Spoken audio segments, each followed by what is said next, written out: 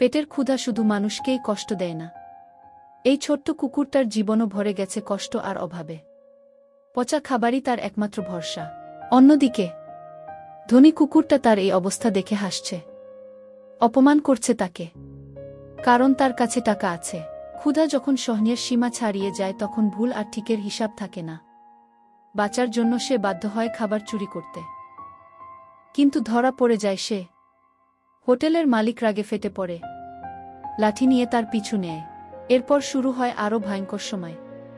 কিছু খারাপ কুকুর তার ছোট্ট ঘরটাও ভেঙে দেয়, তাকে মারধর করে নির্দয়ভাবে। সব হারিয়ে কুকুরটি ভেঙে পড়ে।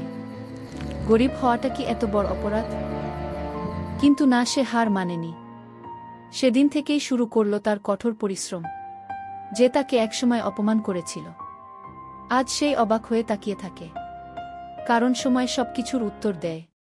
অবশেষে একদিন সে সফল হয়। আজ সে আর সেই গরিব কুকুরটা নয়। নিজের চেষ্টায় বদলে দিয়েছে তার জীবন।